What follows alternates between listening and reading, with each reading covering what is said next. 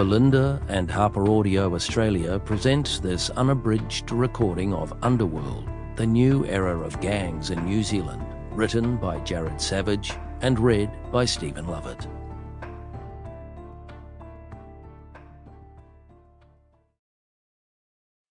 For Grandad, my biggest and completely biased fan.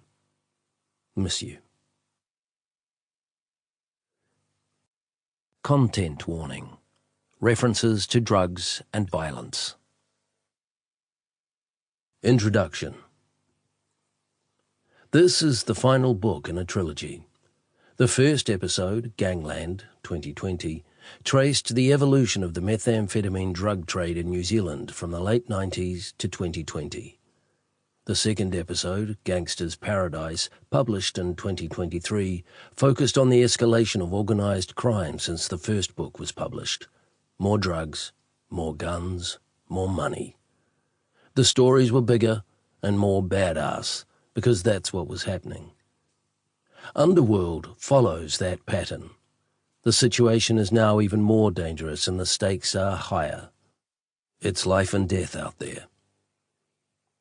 It's probably worth going backwards before I go forwards. I have been a journalist for the New Zealand Herald for nearly 20 years. I spent most of my time writing about organised crime, drugs, guns, gangs and money. Lots of money. Way back in March 2009, a source tipped me off about a case being heard in the High Court at Auckland that morning.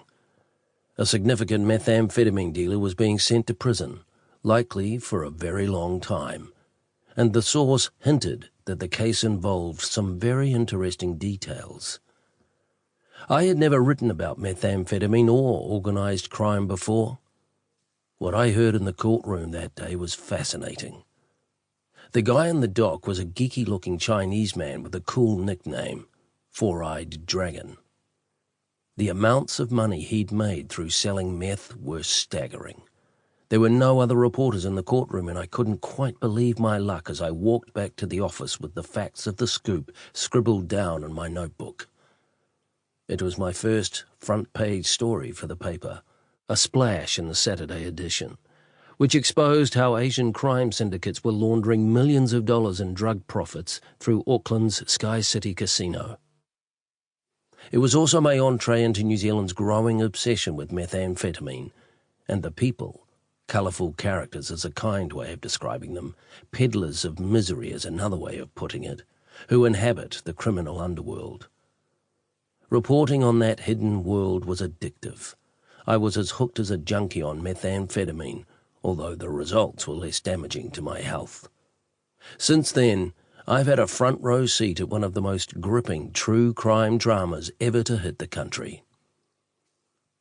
Organised crime is about one thing, and one thing only: making money.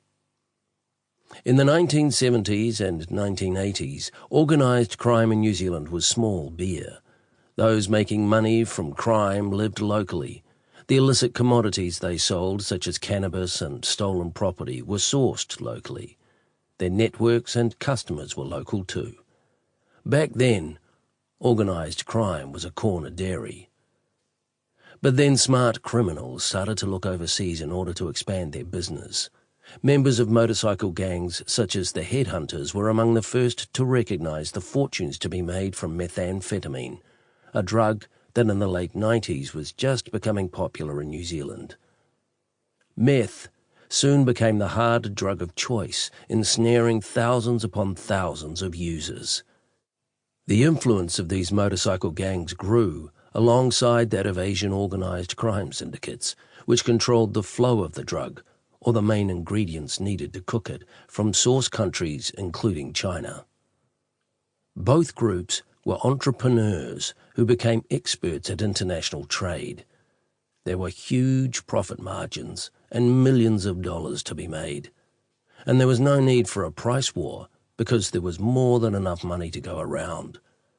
Offshore connections provided a huge boost to the local drug economy in the early 2000s. The corner dairy was now... Sample complete. Ready to continue?